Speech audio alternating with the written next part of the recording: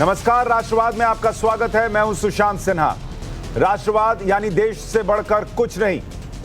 और आज जब बात देश की तो देश के मुसलमानों की थी, क्योंकि मुसलमानों के नाम पर मोदी सरकार के खिलाफ एक एजेंडा चलाया जा रहा है। केवल भारत में ही नहीं, इस एजेंडे की स्क्रिप्ट 7 समंदर पार अमेरिका में लिखी जा रही है और उसी के आधार पर भारत में प्रोपेगेंडा फैलाया जा रहा है। इस एजेंडे की चेन को जरा समझिए।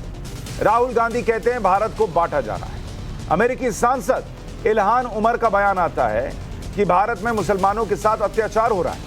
वहीं मुस्लिम धर्मगुरु साजिद रशीदी कहते हैं कि अगर मस्जिदों से लाउडस्पीकर हटे तो देश में फिर से 1947 होगा, फिर से जिन्ना पैदा होंगे। 2 दिन पहले ही आतंकी सरगना अल जवाहिरी ने भारत के मुसलमानों को भड़काने की बात कही। आपको सिलसिलेवार ढंग से समझाता हूं, लेकिन सबसे पहले सुनिए अमेरिकी सांसद इल्हान उमर का बयान, फिर आगे की बात।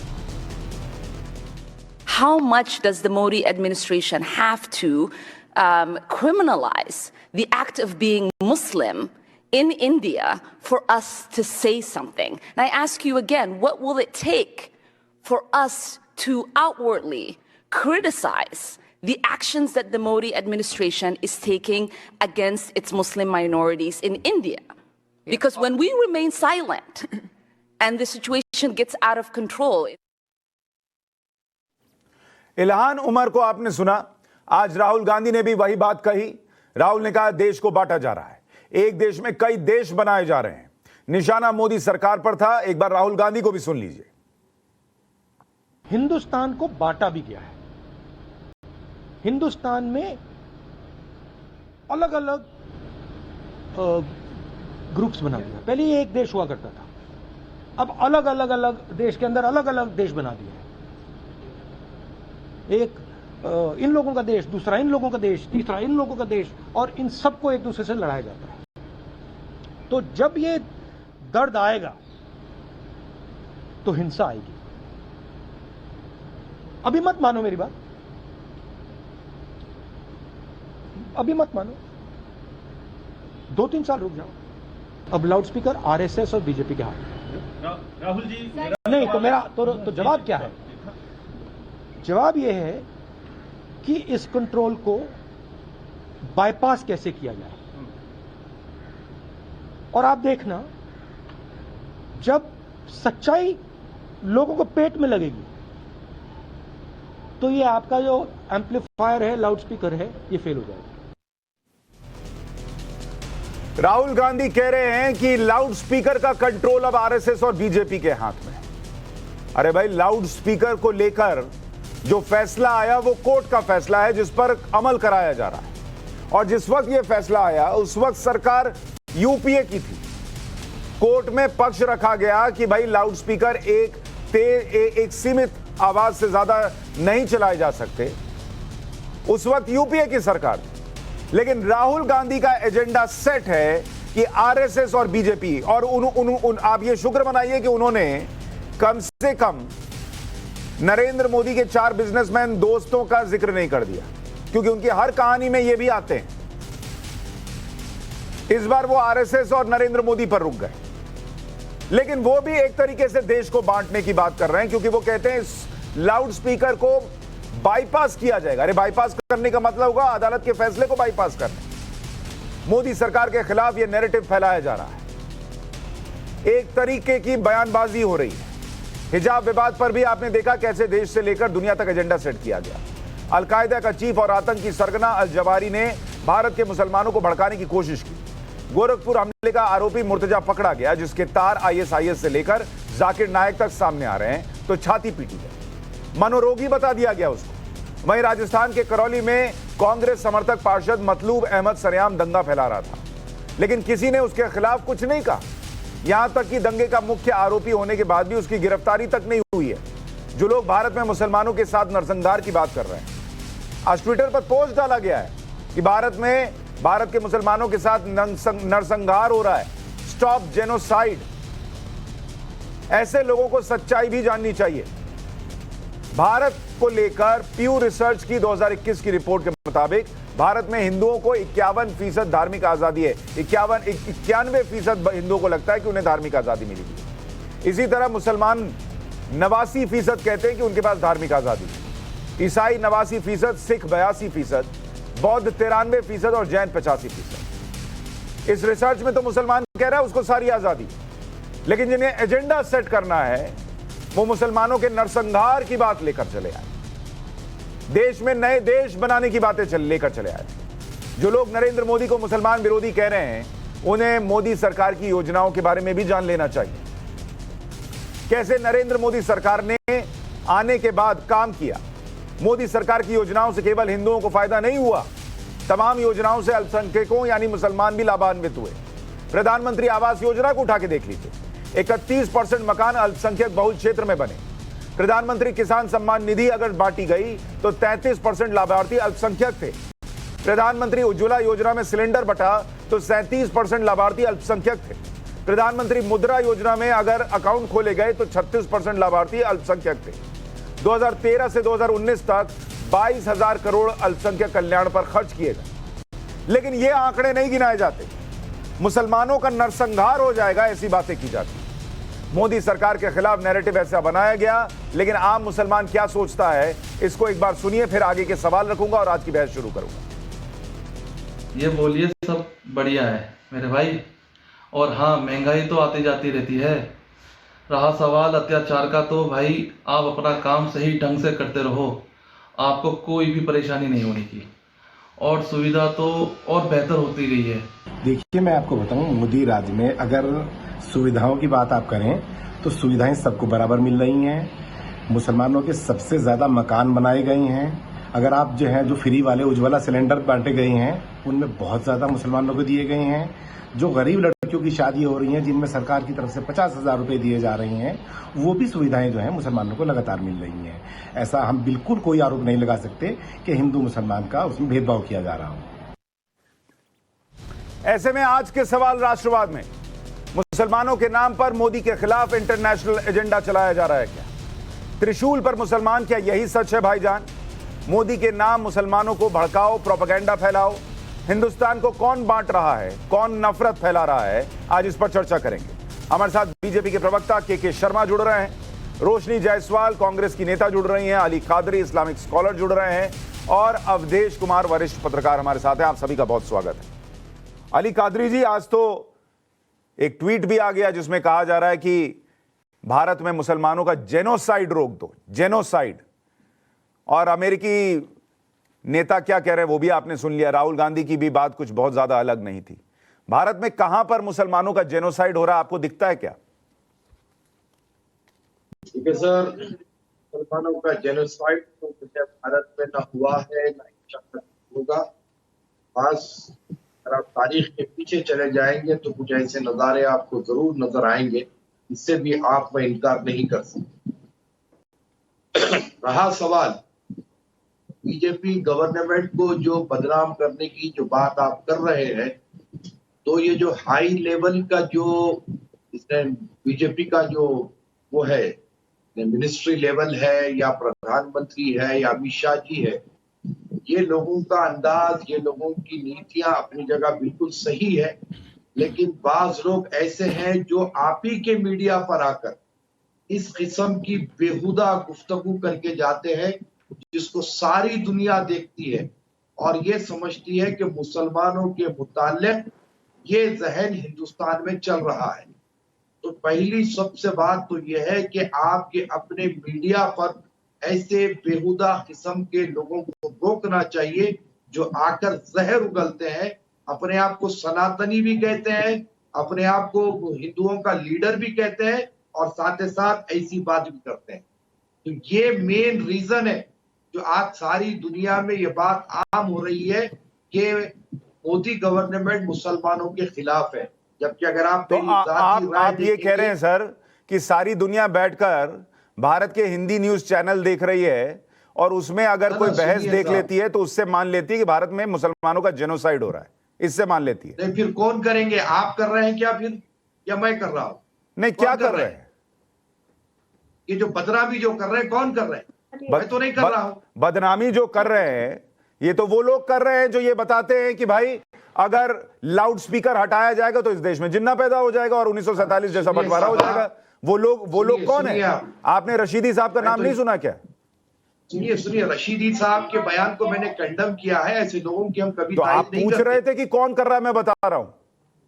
सुनिए आप, मैं आपको कह रहा हूं ना कि अभी जो फिलवक्त के जो हालात बैठे हैं साहब, जिस तरीके से हिजाब पर विवाद किया गया, जिस तरीके से लाउड स्पीकर पर बात की जा रही है, खाली लाउड स्पीकर मस्जिदों का मसला नहीं है साहब, हर धार्मिक स्थल का मसला है, लेकिन उसको जोड़ दिया गया मस्जिदों से। अरे भाई, लेकिन मैं ये कह रहा हूं इसी देश में सबरीमाला को लेकर भी वहां एंट्री होगी नहीं होगी, इसको लेकर मामला कोर्ट गया।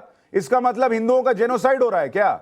हर बात इस बात पर क्यों ले लेते हैं कि हमारे ही साथ दुनिया के सारे अत्याचार हो रहे हैं? मैं एक बात आपको बड़ी ही जिम्मेदारी के साथ कहना चाह रहा हूं, और इंडियन गवर्नमेंट को भी इस बारे में हमको सोचना चाहिए, हमारी हुकूमत को भी इस बारे में सोचना चाहिए कि सबसे पहले रोक आप लोगों पर लगाई जाए, जो आप लोग सांप्रदायिकता फैला रहे।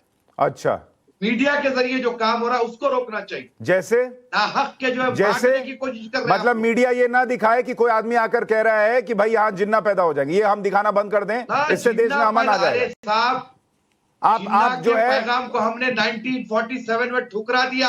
हाँ। आप हमें जिन्ना की क्या बात करते हैं? और जब टेलीविजन नहीं आया था, मुझे ये बताइए, जब टेलीविजन नहीं आया था तब इस देश में हिंदू मुसलमान के दंगे नहीं हुए थे, तब कौन कर रहा था? साहब सुनिए, हर दौर में चेहरा बदलता गया, हर दौर में चेहरा बदल गया, लेकिन आपका चेहरा क्यों नहीं बदलता? प्रश्न इस बात का है। खैर, रोशनी जायसवाल, राहुल गांधी कह रहे हैं इस देश में कई देश बन गए हैं, लाउड स्पीकर अब आरएसएस और बीजेपी के हाथ में है।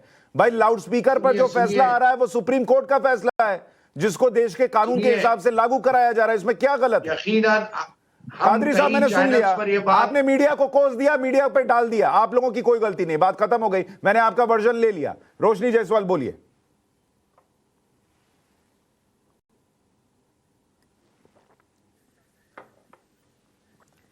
रोशनी जी, आवाज आ रही है आपको? हाँ जी, अब आई जी। मैं कह रहा हूं राहुल गांधी कह रहे हैं कि इस देश में लाउड स्पीकर जो है वो आरएसएस और बीजेपी के पास है। लाउड स्पीकर पर जो फैसला है वो सुप्रीम कोर्ट का है। उस फैसले में जो सरकारी पक्ष था वो यूपीए की सरकार के वक्त रखा गया था। अगर उसको अमल में लाया जा रहा है तो इसमें आरएसएस बीजेपी का क्या एंगल है? क्यों भड़का रहे हैं वो देश के मुसलमानों को? ऐसा कोई भड़काऊ भाषण तो नहीं दिया है राहुल गांधी जी ने। पर देखिए, लोगों के मन में असंतुष्टि आ जाती है, उनको लगता है हमारे साथ गलत हो रहा है।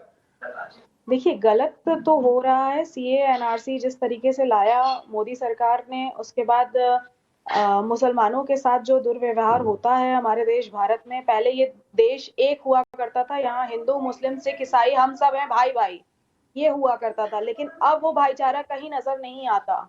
अब हिंदू और मुस्लिम अलग अलग माने जाते हैं। पहले एक दूसरे से बात करने से पहले लोग जात पूछते हैं। सुशांत जी, ये अली कादरी और ये कांग्रेस के नेता इसी पे राहुल गांधी जी ने कहा है और आप इंडियन, अरे सुनिए, इस प्रकार की भाषा आप बैठ के टेलीविजन पर बात कर रही हैं, जो पाकिस्तान और भारत विरोधी बोलता है, जो जिहादी आतंकवादी बोलते हैं कि देश एक नहीं है या मुसलमानों पर अत्याचार है, वही भाषा राहुल गांधी बोल रहे हैं, वही आप बोल रही हैं, वही अली कादरी बोल रहे हैं। राहुल गांधी जी ने ऐसा कोई खतरनाक दिया है कि मेरे जैसे शांत आदमी के अंदर उत्तेजना पैदा हो रही है। ये आदमी एक बार भी बोलने के लिए तैयार नहीं है कि इस प्रकार की भाषा जो लोग बोलते हैं कि देश बट रहा है, मुसलमानों पर अत्याचार हो रहा है, वो गलत है। उसकी जगह पड़ोस सुरक्षा से आदमी सही ठहरा रहा है। मैं आपसे पूछ रहा हूं सुशांत जी, राहुल गांधी के आज के ट्वीट में और जो विदेशों में बोला जा रहा है कि भारत में मुसलमानों पर अत्याचार है, यहाँ अल्पसंख्यक जो है सुरक्षित है, ये अल्पसंख्यक है, और जो जिहादी बोल रहे हैं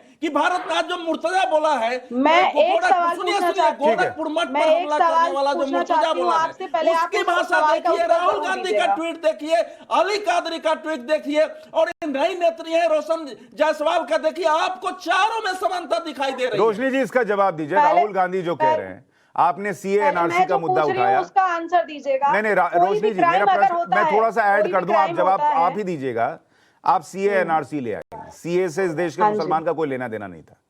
एनआरसी इस देश में असम के अंदर सुप्रीम कोर्ट के आदेश पर आई थी, उसमें भी सरकार का कोई लेना देना नहीं था।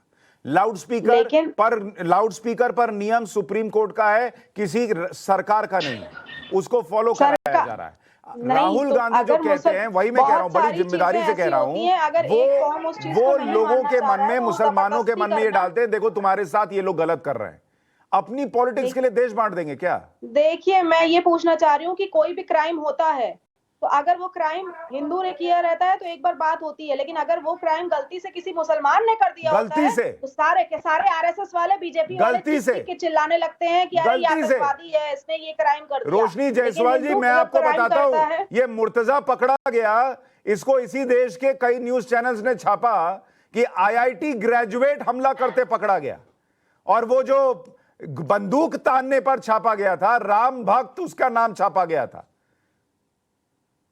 वही तो मुझे समझ में नहीं आ रहा है, देश को क्यों बांटा जा रहा है हिंदू मुस्लिम के नाम पे। बांटा जा रहा है। राहुल गांधी जी ने भी कहा है कि देश को इन सारे जो 2-3 साल बाद ना ये सारी चीजें और ज्यादा नेगेटिव रोल लाएंगी हमारे देश भारत के लिए। लोगों में एकता जो खत्म होती जा रही है, देश को हिंदू मुसलमान में उस वक्त बांटा गया था जब किसी ने कह दिया था कि इस देश के संसाधनों पर अल्पसंख्यकों का, मुसलमानों का पहला अधिकार है।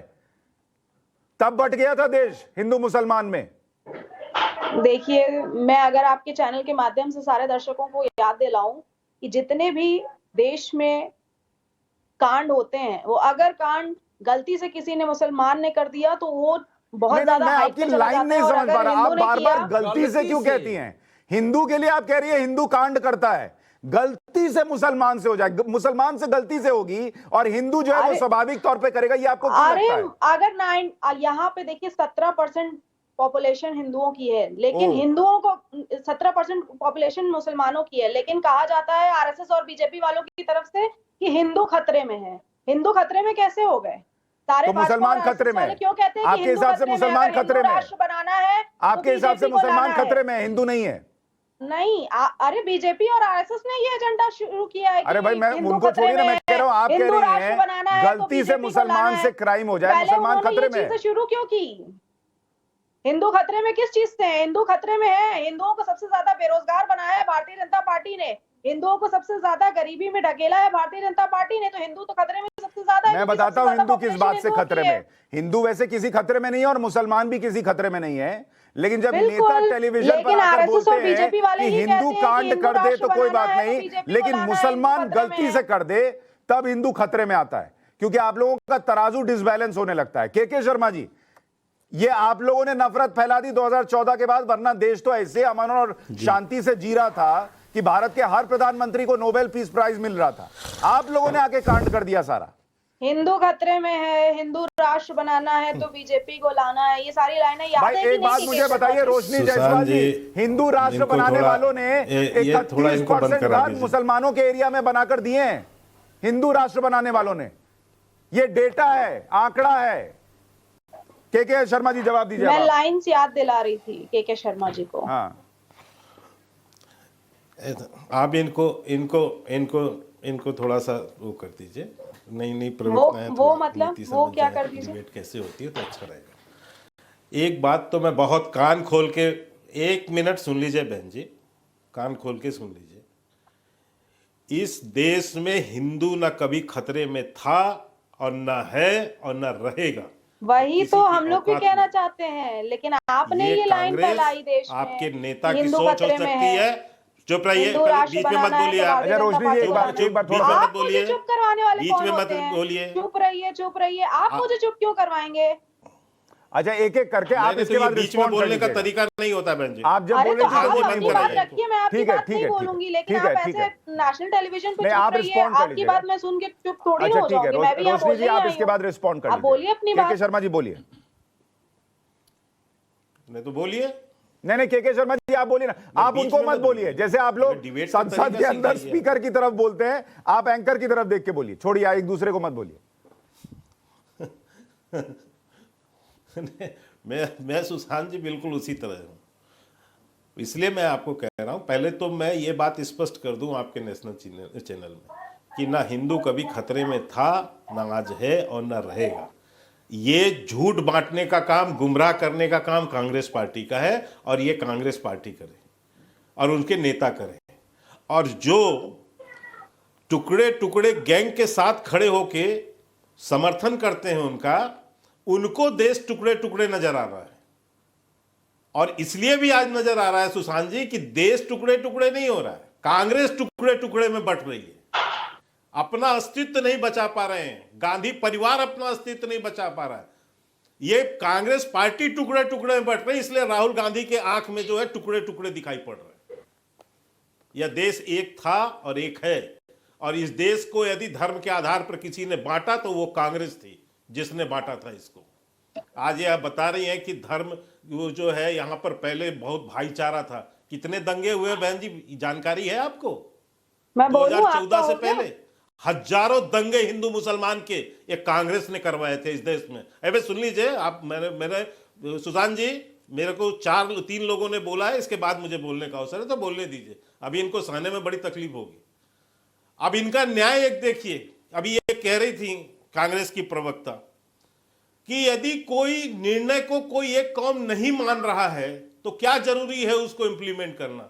सुप्रीम कोर्ट से बड़ी हो गई हैं, सुप्रीम कोर्ट से ऊंचे हैं। सुप्रीम कोर्ट का निर्णय है, काले बिल जो लाए कौन उससे ऊंचा हो जाएगा? ये देश संविधान से चलेगा या सरिया से? 3 काले बिल जो सुन ये देश जो है संविधान से चलेगा या सरिया से चलेगा? 3 कानून वापस आप सरिया का समर्थन कांग्रेस पार्टी कर सकती है। चुनाव जीतने के लिए किसानों का वोट चाहिए था, इसलिए वापस सुन लीजिए सुशांत जी, मेरी बात अच्छा, एक मिनट रोशनी जी, इसका भी जवाब 30 सेकंड और दीजिए। इसका भी जवाब दूंगा ना। आप 30 सेकंड में अपनी बात कीजिए, फिर अवधेश जी के पास भी जाऊंगा। पहले तो इनको ये परिभाषा समझनी चाहिए कि कौम क्या होता है और किसान क्या होते हैं। किसान कोई कौम नहीं है। कौम यहां हिंदू, मुसलमान, सिख, ईसाई हैं।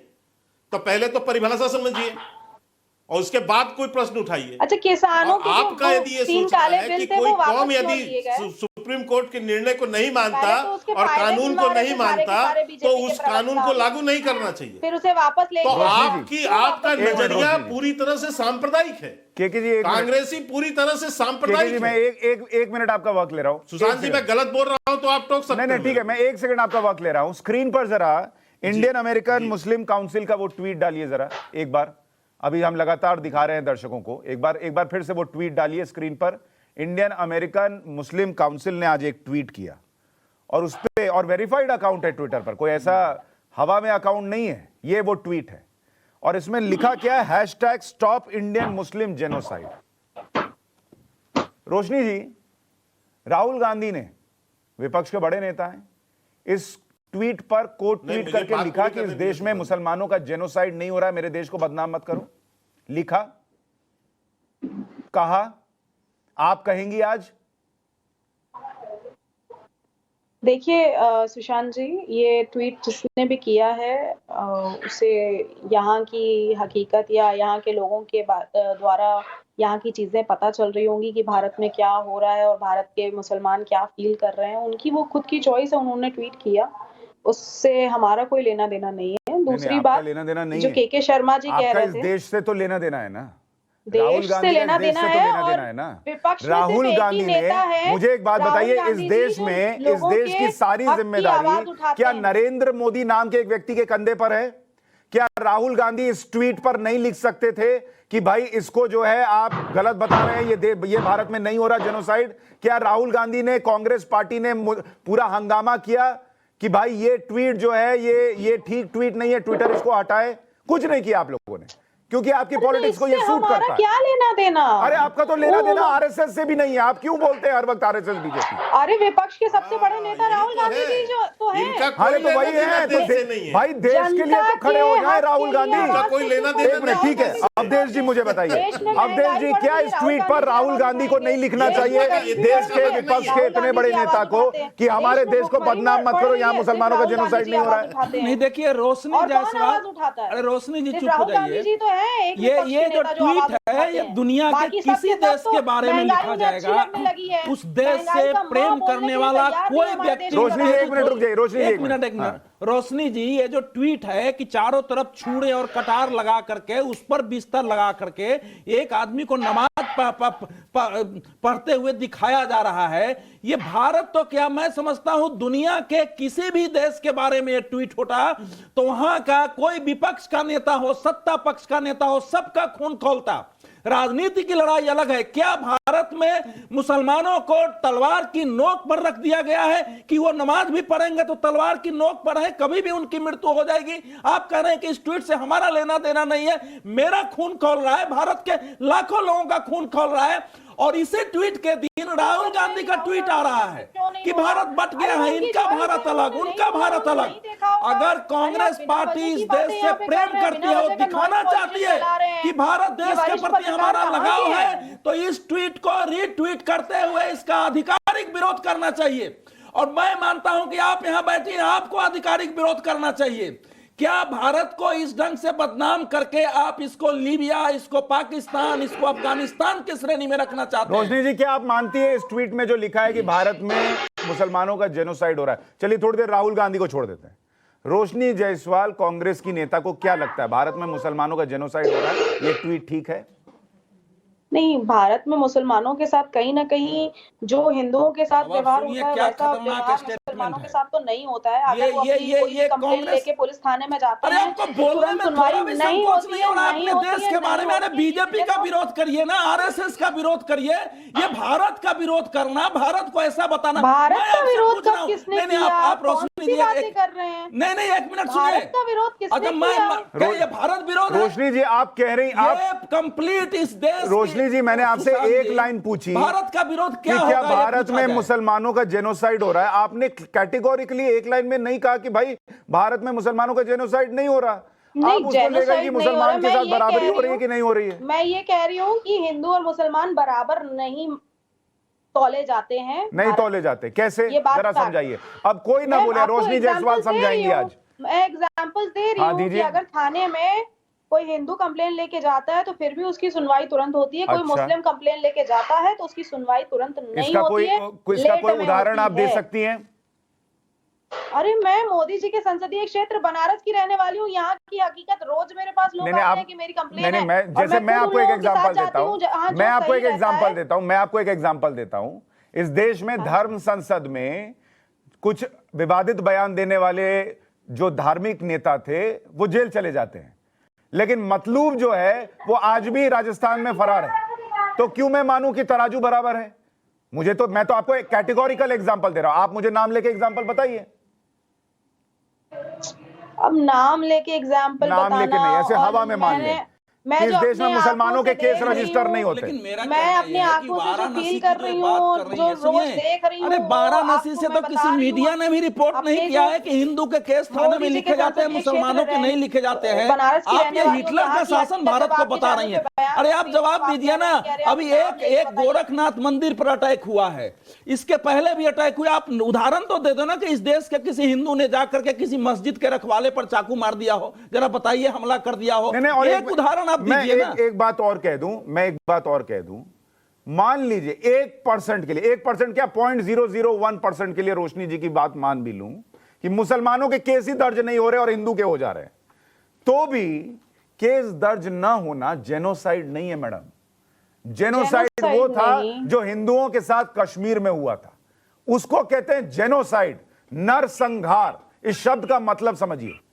तो अपने देश के साथ खड़े होइए। कादरी साहब, आप कुछ बोलना चाह रहे हैं? मैंने आपसे शुरुआत में ही बोला सुशांत जी की इस ट्वीट से हमारा कोई लेना देना नहीं। ये ट्वीट जिसने किया है, अली कादरी बोलिए। हाँ, एक मिनट, अली कादरी जी को भी सुनिए। 2002 में जो हुआ गुजरात में, उससे क्या कहते हैं ये बताइए। मैं बताता हूं उसको क्या कहते हैं, मैं बताता हूं। 2002 में जो गुजरात के अंदर हुआ, उसमें एक ट्रेन के अंदर, एक बोगी के अंदर जिंदा कार सेवकों का नरसंहार हुआ था। ये याद है आपको? गोधरा में क्या हुआ सर? आपको याद है अली कादरी, या नहीं याद है साबरमती एक्सप्रेस में क्या हुआ? गोधरा की बात कर रहा हूं मैं भी, 2002 की बात कर रहा हूं। लेकिन आपने सही कहा, इस देश में एक ट्रेन के अंदर, एक बोगी के अंदर कार सेवक जिंदा जल गए, लेकिन हिंदुओं का जेनोसाइड रोको, ये ट्वीट नहीं हुआ इंटरनेशनल फोरम पर भी। भले सरकार किसी की भी रही हो, लेकिन आप लोग 2002 के आगे नहीं बढ़ते। और 2002 का भी फैक्ट जान लीजिए, सुनिए, जो टोटल आंकड़े आए हैं ऐसा आपको मालूम होना चाहिए, 1040 में से 375 तो हिंदू और पुलिस वाले मारे गए। ऐसा नहीं है कि वो एक था। गुजरात को लेकर के जिस ढंग से दुनिया भर में पिछले 20 वर्षों से अभियान चलाया गया है बदनाम करने के लिए, उसका भी सच दुनिया के सामने नहीं है। आप पेट्रोल डाल के आग लगा देंगे। आपको पता है ना कि गोधरा दहन कर हाई कोर्ट तक का फैसला आ चुका है कि कैसे साजिश रची गई, कैसे साजिश रची गई, पेट्रोल रखा गया, जलाया गया, 59 लोग मारे गए उसमें 2 बोगियों में। चर्चा नहीं करते हैं। ठीक है अली कादरी जी, मुझे एक बात बताइए, अभी इस देश में 2014 से नरेंद्र मोदी सरकार है। ये ट्वीट 2022 में आया कि मुसलमानों का जेनोसाइड हो रहा है, ठीक है। आप मुझे बीते 2 साल के 10 उदाहरण दीजिए जहां मुसलमानों का जेनोसाइड, नरसंहार, इस शब्द को समझिए, नरसंहार गिनाइए पिछले 2 साल। सर अब आप सुनिए सर, मैं बोल रहा हूं, मुझे कोई इंटरप्ट मत कीजिए, सुनिए आप। 2017 से 2022 तक यूपी में योगी जी का शासन रहा और मैंने खुद कई चैनलों पर यह कहा कि यहां पर कोई भी फिरके वाराना फसाद नहीं हुआ, उन्होंने अच्छा शासन चलाया। ये और बात है कि जो है लव जिहाद और धर्म परिवर्तन पर केसेस हुए, इसमें कोई शक नहीं है, लेकिन फिरका वाराना कम्युनल राइट्स नहीं हुए, ये हम कहते हैं। और दूसरी बात साहब, मोदी जी जब से जो है प्रधानमंत्री बने हैं, मोदी जी जैसे भी अपने स्टाइल में चल रहे हैं, जो कुछ भी देश को लेकर चल रहे हैं, अच्छा अंदाज है, हम इसको पर कोई तनकीद नहीं करना चाहते हैं। लेकिन जो निचली जो सतह है ना सर, जो बीजेपी को बदनाम कर रही है और हमारे हिंदुस्तान को सारी दुनिया में बदनाम कर रही है, सिर्फ अपनी जबान से, कर कुछ नहीं रहे हैं लेकिन जबान से कर रहे हैं। पहले और राहुल गांधी जी ने जो कहा, यहाँ बात हो रही है, भाई मैं तो वही कह रहा हूँ, बांट दिया गया है, अली कादरी हो रहा है, हर स्टेट में अलग अलग बांट दिया गया है। तो हिजाब को भी हम बांट रहे हैं, ट्वीट हम ये चाह रहे हैं कि चीज खत्म हो। अरे सुन राहुल गांधी तो गलत नहीं बोले, राहुल गांधी से मेरा कोई कर्नाटक हाई कोर्ट के फैसले का भी जिक्र है जो मुसलमानों के खिलाफ हो रहा है, उसमें कोर्ट का भी जिक्र है। खत्म किया जाए। और ये मोदी जी, अमित शाह जी, ये हाई लेवल के लोगों का काम नहीं है भाई। अली कादरी जी, के शर्मा जी, मैं आ रहा हूं आपके पास। अली कादरी जी सुनिए, मैं कह रहा हूं, एक तो रोशनी जी ने भी सुना होगा कि अली कादरी खुद बैठकर कह रहे हैं कि 5 साल में योगी सरकार में कोई हिंदू मुसलमान नहीं हुआ, कोई दंगे नहीं हुए। अली कादरी कह रहे हैं, मैं नहीं कह रहा हूं। दूसरी बात, मैं आपसे यह कह रहा हूं, हिंदुस्तान के अंदर 135 करोड़ से ज्यादा लोग रहते हैं। कोई किसको कुछ बोलेगा, कोई किसी को कुछ बोलेगा, उसके खिलाफ कानूनी तौर पर एक्शन होगा। लेकिन अली कादरी जी, यह देश अगर आपका है और यह देश अगर मेरा है, तो अगर कोई ऐसा ट्वीट करेगा कि stop Hindu genocide in India, तो मैं उसका भयंकर विरोध करूंगा। मुझे आपसे कोई दिक्कत होगी, मैं आपसे बात करूंगा, मुझे आपसे कोई दिक्कत होगी, मैं कानूनी लड़ाई लड़ूंगा। लेकिन किसी बाहर वाले को बैठकर हिंदू जेनोसाइड इंडिया में हो रहा है या मुस्लिम जेनोसाइड हो रहा है, इसका प्रोपेगेंडा नहीं चलाने दूंगा। लेकिन राहुल गांधी बैठकर ना तो इस ट्वीट का विरोध करते हैं, ना इस ट्वीट पर रीट्वीट करते हैं या कोट ट्वीट करके कहते हैं मेरे देश को बदनाम मत करो। राहुल गांधी आकर कहते हैं कि देश में और देश बने हुए।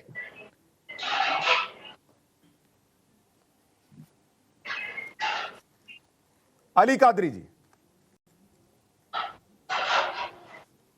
अब आपकी आवाज नहीं आ रही है मुझ तक। ठीक है, कोई बात नहीं। के शर्मा जी अपनी बात कहिए। मुझे जवाब देखिए, मैं कहना चाहता हूं, आपने उसको रिपीट भी किया, मैं उसको रिपीट नहीं करूंगा। स्वयं अली कादरी ने अभी बता दिया कि यूपी में कहीं ऐसा कुछ नहीं है। रोशनी जी, आप बनारस की रहने वाली हैं, मैं भी बनारस का रहने वाला हूं और बनारस में अभी मैं 2.5 महीने प्रभारी बन के रहा हूं। एक खबर, एक ऐसी न्यूज नहीं है और आप सरेआम नेशनल चैनल में बैठकर झूठ बोल रही हैं। यही आप गुमराह करती हैं, यही आप जो है षड्यंत्र आप कांग्रेसी रचते हैं, यही झूठ बोलते हैं। इसीलिए जनता आपको जवाब देती है और आपको उत्तर प्रदेश की जनता ने जवाब दिया कि 400 जो है 3 सीटों में एक सीट। 28 साल में। अरे सुन लीजिए, मैं भी वहीं का हूं, मैं भी वहीं का हूं। आप 2.5 महीने नहीं, आपको चिंता, आपको मैं बता दूं, मैं वहीं का रहने वाला हूं। आप किसी गलत फहमी में मत रहिएगा। सुन लीजिए, तो आप उस पर नहीं है विवाद। मैं आपको इतना केवल कहना चाहता हूं कि यही षड्यंत्र, यही झूठ, यही कारण है कि आज उत्तर प्रदेश की जनता ने आपको एक सीट पर छोड़ दिया है, एक सीट पर छोड़ दिया है पूरे उत्तर प्रदेश से, क्योंकि आपका झूठ, यही राहुल गांधी, यही प्रियंका वाड्रा और यही आप लोग जैसे लोग हैं, देश को टुकड़े टुकड़े की बात करने वाले आप लोग हैं।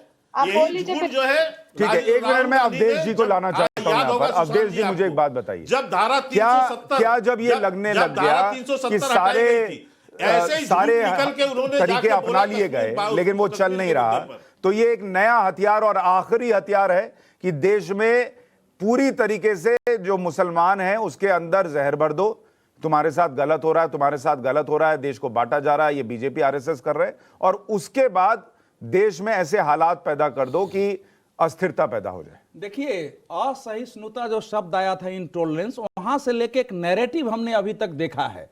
लेकिन इस सब के बावजूद चूंकि नरेंद्र मोदी और उनका शासन देश में लोकप्रिय है, जो देश और जो नेता कल उनको महाखलनायक कहते थे वो बुलाकर स्वागत कर रहे हैं। मुस्लिम देशों में जो बेहतर देश है उससे अच्छे रिश्ते हैं अभी भी। मुस्लिम देशों में मंदिर का जो है शिलान्यास हो जा रहा है वहां जाकर के। पाकिस्तान के नेता को एक मुस्लिम देश कहता है कि नरेंद्र मोदी के खिलाफ बोलोगे तो हमसे अच्छा नहीं होगा, तुम हमारे प्लेन से उतर जाओ। तो ये सब चीजें देख करके जो भारत विरोधी हैं अपनी निराशा और हताशा में जिस प्रकार से हार कर कोशिश अंतिम कर रहे हैं, वो अंतिम कोशिश हो रही है। लेकिन मैं जो कहना चाह रहा हूं कि आप देखिए, हम टुकड़े टुकड़े गैंग की बात करते हैं, राहुल गांधी का ट्वीट क्या ये टुकड़े टुकड़े ही कर रहा है ना, कि देश यहां एक अलग, एक देश अलग, एक देश अलग। तो इस प्रकार का ट्वीट जब हमारे देश के विपक्ष, प्रमुख विपक्षी दल का नेता करेगा, तो उसको अगर इंडियन यूएस मुस्लिम काउंसिल कोर्ट कर रहा है, उसको अगर जवाहिरी कोर्ट कर रहा है, उसको अगर दूसरे कोर्ट कर रहे हैं, तो इसमें समस्या क्या है? लेकिन मैं अली कादरी जैसे लोगों को कहता हूं कि देखिए, आप घुमा घुमा के बात मत करिए, एक बार टेलीविजन पर सीधा बोलिए कि इस देश में हिंदुओं से, शासन से मुसलमानों को कोई खतरा नहीं है। ये लोग झूठ बोल रहे हैं, इस देश में सबको सब कुछ मिल रहा है। कादरी जी, जवाब दीजिए। साहब देखिए, ये तो देश आपका नहीं है अकेले, ये देश मेरा भी है। अगर कोई ये देश पर तनकीद करेगा तो वो आप पर नहीं, मुझ पर भी तनकीद होगी। हाँ। ये बात बड़ी क्लियर है। और दूसरी बात कि मैं शुरू गुफ्तगू से ये डिबेट की एक ही बात कह रहा हूं कि यहाँ पर कुछ बातें हो रही है जिसकी तरफ से हमारे देश की बदनामी हो रही है और उसका लोग, बाहरी लोग फायदा उठा रहे हैं। लेकिन जहां तक के जेनोसाइड का मसला है, इसको टोटली हम नकारते हैं, रिफ्यूज करते हैं, ऐसी कोई बात नहीं है यहाँ पर। अली कादरी जी, और मजहबी आजादी की बात, जहां तक के मुसलमानों को पूरी आजादी हिंदुस्तान में है, हम ये मानते हैं बात को। अब रहा सवाल लाउड स्पीकर, सुप्रीम कोर्ट का ऑर्डर, हमने कहा सारी हिंदुस्तान की जितनी मसाजिद है कि भाई वॉल्यूम को कम करो, सुप्रीम कोर्ट का आदेश है। तो ये आदेश सिर्फ मस्जिदों के लिए नहीं, मंदिर के लिए भी है, गुरुद्वारे के लिए भी है, सबके लिए भाई, सबके लिए, सबके लिए, और सब पर हो भी रहा है। बेंगलुरु में भी देखिए, वहां के पुलिस महानिदेशक ने जो नोटिस भेजा है पुलिस को कि सबकी जांच करो। सुनिए, उसमें मस्जिद, सारे धार्मिक संस्थान लिखा हुआ है, उसमें मस्जिद नहीं लिखा हुआ है, धार्मिक संस्थान लिखा हुआ है। उस नोटिस को पढ़िए।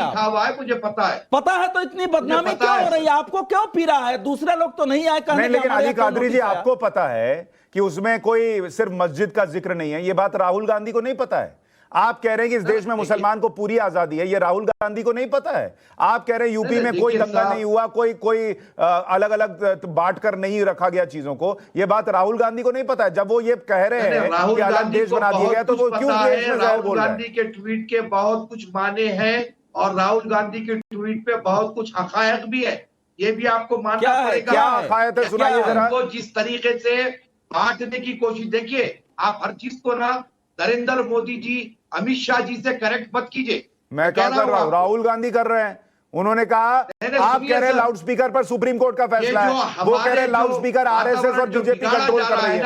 वो निचली सतह पर बिगाड़ा जा रहा है, निचली सतह से बैठ करके जो बातें की जा रही है। अच्छा अली कादरी जी, मुझे एक बात बताइए। नहीं, एक सेकंड रुक जाइए, अब मेरी बात सुनिए। यूपी इलेक्शन के वक्त आपने बयान सुने होंगे, आप भी टेलीविजन देखते हैं, आप भी एक्टिव रहते हैं। कहा गया था ना कि हमारी सरकार आ जाएगी तो एक एक को बता देंगे।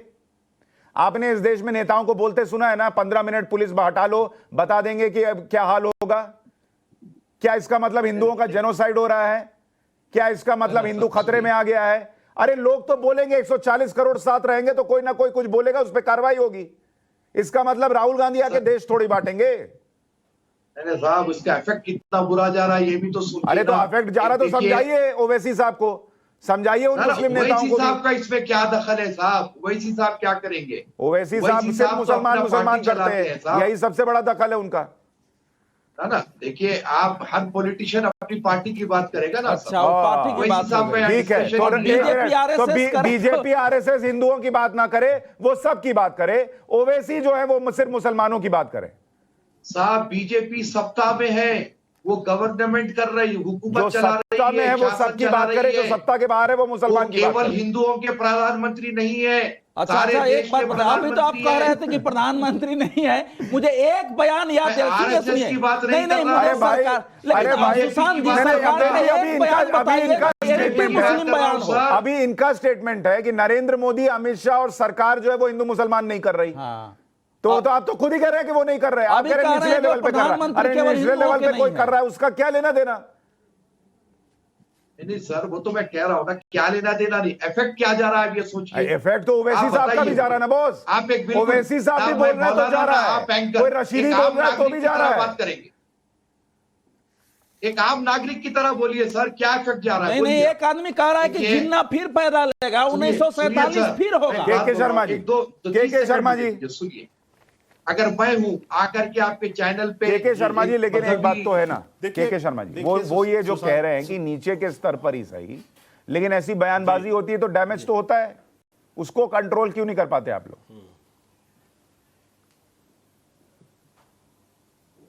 नहीं, क्यों नहीं सुशांत जी, जब भी ऐसा हुआ है तो उसका खंडन भी हुआ है और उस पर आवश्यकता पड़ी है तो कानूनी रूप से कार्रवाई भी हुई है। आप ही ने उदाहरण बताया अभी कि जब यहाँ पर कहीं धर्म संसद में कोई बात हुई तो उस पर कार्रवाई भी की गई है। तो ऐसा नहीं है कि यदि कोई कानून तोड़ेगा तो उस पर कार्रवाई नहीं होगी, यदि कोई भी कानून तोड़ेगा तो उस पर कार्रवाई होगी। लेकिन मुझे बड़ा आश्चर्य है आज के दिन पर कि राहुल गांधी, जो बात अवधेश जी ने कही बिल्कुल सही बात है कि आज राहुल गांधी वो भाषा बोल रहे हैं कल जो अलकायदा के प्रमुख ने बोली थी, अलकायदा के प्रमुख जौहरी ने बोली।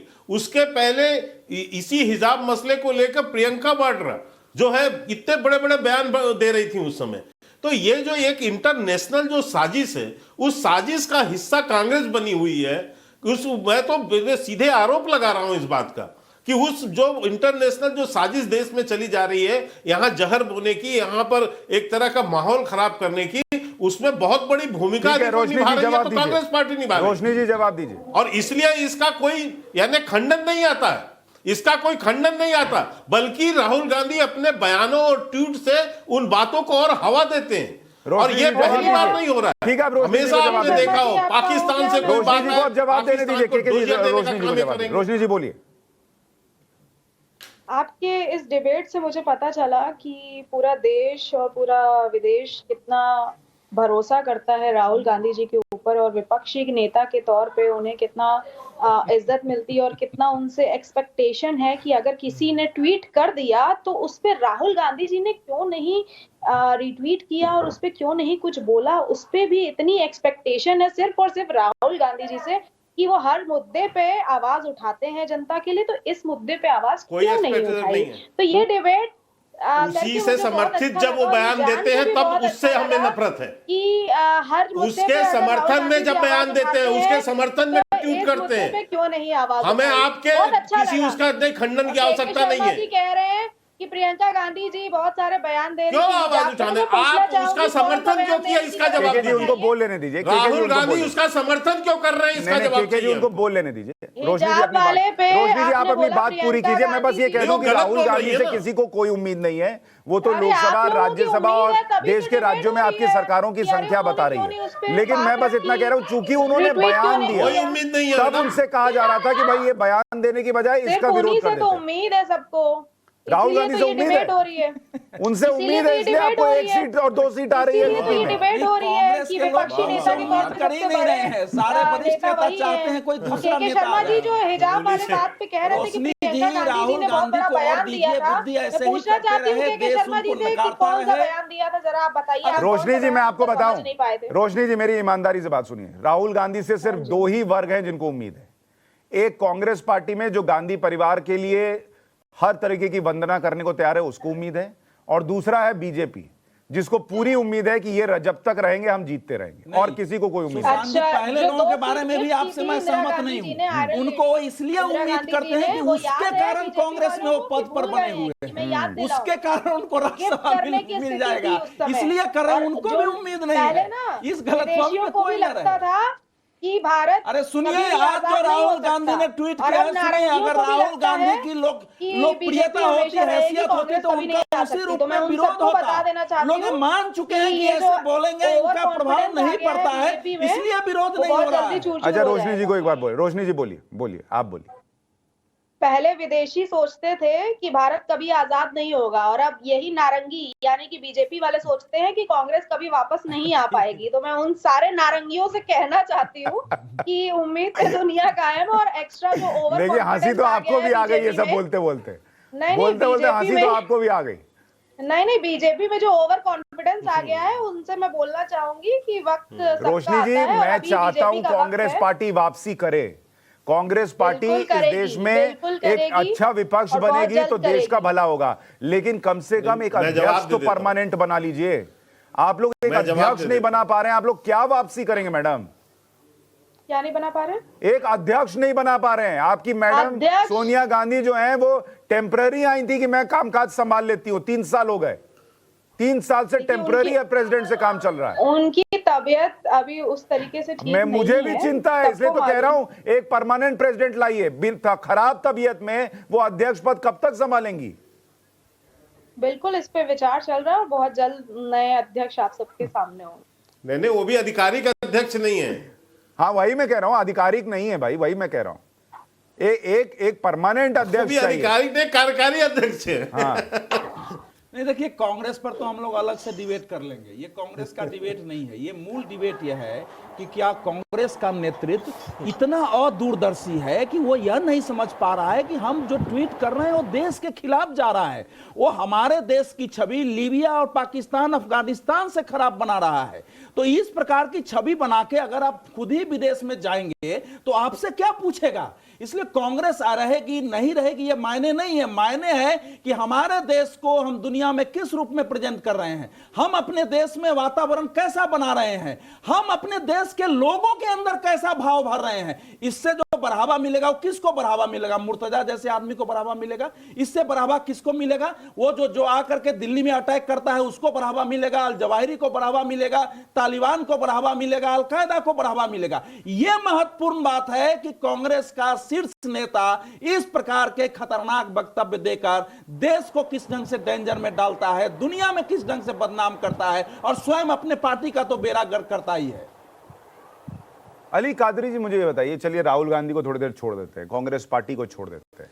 देखिए, अगर ऐसा ट्वीट या ऐसी बात कि भारत में जेनोसाइड हो रहा है मुसलमानों का, और ये अमेरिका में बनी हुई एक वेरीफाइड संस्था करती है, उसका कोई इंटरेस्ट यहां तो है नहीं, उनका तो चुनाव जीतने का मतलब है नहीं। कैसे इंटरेस्ट नहीं है? नहीं, वो तो चुनाव नहीं लड़ रहे हैं ना। नहीं लेकिन वो किसके इंटरेस्ट के लिए कर रहे हैं, मेरा प्रश्न ये है। उनमें ऐसे लोग शामिल हैं, अरे पूरी दुनिया में मानवाधिकार के नाम पर वो सब पूजे जाते थे, करोड़ों रुपए उनके आते थे, उन सब की बोलती बंद हो गई। और अली कादरी जी बोले, एक घटना आपको बता दे रहा हूं, 3 दिन पहले अचानक करीब 5000 मुसलमान टाइम्स स्क्वायर पर खड़ा होकर नमाज पढ़ने लगे। हाँ, मैंने दिखाया, आपने दिखाया था ना। उसके बाद वहां हंगामा मचा है, सऊदी अरब के मुसलमान वहां विरोध कर रहे हैं, संयुक्त अरब अमीरात के विरोध कर रहे हैं, और पता चल रहा है कि उसमें ज्यादातर जो मुसलमान थे वो भारत, पाकिस्तान, बांग्लादेश और अफगानिस्तान के शामिल थे, जो कह रहे थे कि हम ये बताना चाह रहे थे, खड़ा होकर इस्लाम का संदेश देना चाह रहे थे। तो ये जो वातावरण यहां है ना, वो वहां भी कुछ किसी रूप में है। इसलिए मत कहिए उनका पूरा इंटरेस्ट भारत में है, क्योंकि भारत के नाम का खाते थे,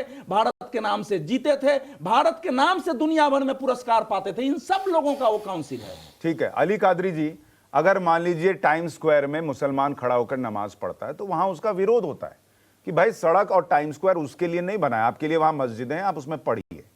लेकिन कोई ये तो नहीं कहता अमेरिका में मुसलमानों का जेनोसाइड हो रहा है। यही बात भारत में भी कही जा रही है, सड़क पे मत कीजिए, लाउडस्पीकर का नियम सबके लिए, इसमें क्या दिक्कत है? ये जो है हिंदुस्तान में मुसलमान को उसके संविधान ने इतने हुकूक दिए हैं, इतने राइट्स दिए हैं कि मुसलमान हिंदुस्तान में बिल्कुल महफूज है, मजहबी एतबार से महफूज है, हर तरीके से महफूज है। जैसा कि कुछ अगर बात होगी तो आपके मेरे बीच में होगी, मैं आप मुझको जवाब देंगे, मैं आपको जवाब दूंगा, सही बात। लेकिन बाहर वाले को हमारे मामलात में बोलने का कोई हक नहीं है। और एक बात मैं आपको कह दूं सर कि मेरे कुछ फॉलोवर्स हैं जो अमेरिका, कनाडा और न्यूजीलैंड में हैं, वो अक्सर ये मेरे डिबेट्स देखकर कहते हैं कि सर कुछ लोग ऐसे हैं जो मजहबी है, लेकिन वो लोग आकर के जो है इस तरीके से इस्लाम के ऊपर अपनी टिप्पणी करते हैं, जैसे कि उमूमन देखते हैं कि आप भगवाधारी लोग आकर के जो बैठ के जिस हिसाब से इस्लाम पर अटैकिंग मोड में आकर के बात करते हैं, हर कोई नहीं, अली भाई, अली कादरी भाई, तो इस हिसाब अली से कादरी भाई देखिए, मैं तो ये मानता हूं कि किसी को किसी धर्म के खिलाफ बोलने या गलत बोलने का अधिकार ही नहीं है। लेकिन मैं एक बात पूछता हूं, जैसे आप टेलीविजन पर आए, आपने कहा कि भाई भारत में जो हमारा मसला है वो हमारे बीच सुलझेगा, कोई बाहर का आदमी इसमें नहीं बोलेगा, उसका कोई स्टेक नहीं है इसमें। क्या यही बात, चलिए राहुल गांधी को भी छोड़ देता हूं, यही बात किसी ओवैसी ने कही, यही बात किसी all India Muslim personal law board ने कही, किसी रशीदी जी ने कही, किसी और मुस्लिम संगठनों ने कही कि ये जो जेनोसाइड वाली बात लिख रहे हैं ये गलत लिख रहे हैं, इसको तुरंत डिलीट करो, किसी ने नहीं कही। लेकिन एक स्पीकर पर कुछ हो जाएगा, सबके स्टेटमेंट आ जाएंगे। सवाल है, सुनिए साहब, वैसी साहब का जहां तक के सवाल है, वो कभी भी कोई भी बाहर के इंटरफेरेंस को बर्दाश्त नहीं किए हैं, पाकिस्तान को कई बार वो बोल चुके हैं। और मुस्लिम पर्सनल लॉ बोर्ड की जहां तक के बात है साहब, मैं आपको आपके चैनल के माध्यम से ये बात बड़े ही क्लियरली तौर पे मैं कहना चाहूंगा कि वो सारे हिंदुस्तान का रिप्रेजेंटेटिव नहीं है सर। मुस्लिम पर्सनल लॉ बोर्ड हिंदुस्तान के सारे मुसलमानों का रिप्रेजेंटेटिव पर नहीं सर है। मुसलमान के साथ कुछ हो जाए तो खड़ा तो तुरंत हो जाता है, आप इसको देश के साथ तो खड़ा नहीं हुआ ना सर। और हमारा जो विरोध में ट्वीट तो नहीं किया, ये भी एक रणनीतिक बयान है जो सूट करेगा उस समय तो मुस्लिम वोट बढ़ा है। मैं आप सबको माफी के साथ रोक रहा हूं, इस डिबेट को यही रोकना बल्कि हाफिज सईद को